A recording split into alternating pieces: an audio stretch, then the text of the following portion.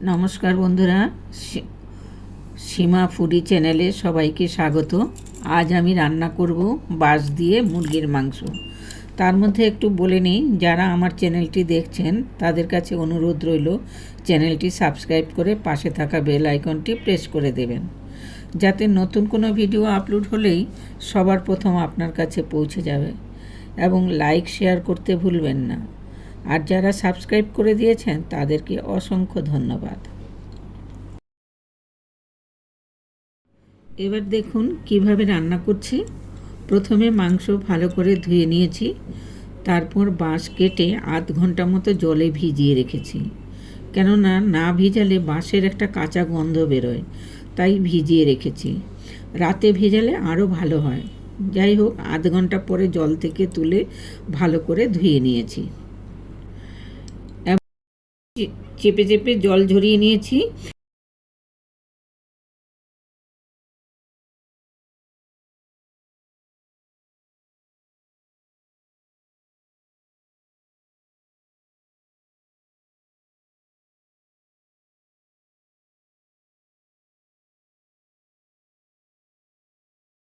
এবার একটা পেস্ট তৈরি করে নিচ্ছি।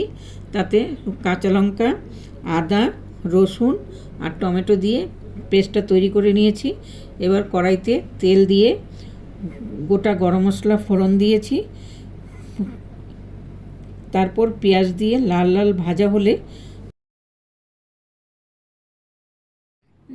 ভাজা হলে যে পেস্টটা তৈরি করেছিলাম সেটা দিয়ে দেব। এবারে ওটাকে একটু নাড়াচাড়া করে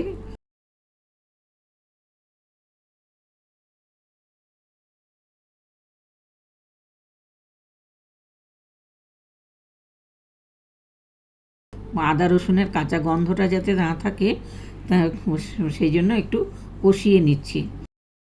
এরপরে মশলা দিয়ে দিচ্ছি, নুন, হলুদ, একটু ধনের গুঁড়ো এবং কাশ্মীরি লঙ্কার গুঁড়ো দিয়ে কষিয়ে একটু ভাজা ভাজা হলে পরে মাংসটা দিয়ে দেব। মাংসটা দিয়ে নাড়াচাড়া করে অর্ধেক সেদ্ধ হওয়া পর্যন্ত ওটাকে কষতে থাকবো।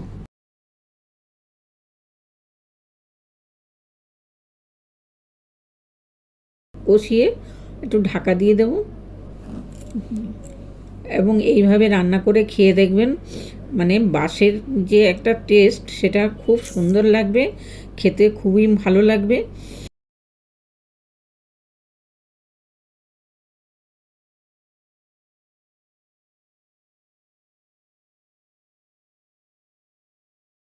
এবং মাংসটা যখন অর্ধেক সেদ্ধ হয়ে যাবে তখন বাঁশগুলো, এরপরে বাঁশটা দিয়ে দিলাম। এখানে আমি কোনো রকম আলু ব্যবহার করিনি এবং এই বাঁশটা দিয়ে কষিয়ে তারপরে একটু হালকা জল দিয়ে দেব। জলটা একটু গরম বসিয়ে দিয়েছি। এখানে গরম জল ব্যবহার করলেই বেশি ভালো লাগে, তাই গরম জলটাই ব্যবহার করার জন্য বলবো। এবং ঝোলটা দিয়ে একটু ঢাকা দিয়ে দেব। 10 মিনিটের মতন ঢাকা দিলেই মাংসটা হয়ে যাবে এবং এই ঝোলটা থাকবে গায়ে মাখা, মানে বেশি ঝোল থাকবে না, আবার একদম কষাও হবে না। এরকম অবস্থায় আমি নামিয়ে নেব। দেখুন বন্ধুরা কেমন হয়েছে, খুবই সুন্দর হয় এটা। বাঁশগুলো খেতে ঠিক কচকচ করবে, মুখে ভাকা দারুণ টেস্ট লাগে। এইভাবে বাঁশকোড়ল মুরগির মাংস দিয়ে আপনারাও বানিয়ে খেয়ে দেখবেন কেমন লাগে। অবশ্যই কমেন্টে জানাবেন। রান্নাটা যদি ভালো লাগে লাইক শেয়ার করতে ভুলবেন না এবং কমেন্টে অবশ্যই জানাবেন কেমন হয়েছে আমার রান্নাটা। আজ এখানেই রাখছি, আবার নতুন কোনো ভিডিওতে দেখা হবে। সুস্থ থাকুন, ভালো থাকুন, আর ধৈর্য ধরে সম্পূর্ণ ভিডিওটি দেখার জন্য অসংখ্য ধন্যবাদ। নমস্কার।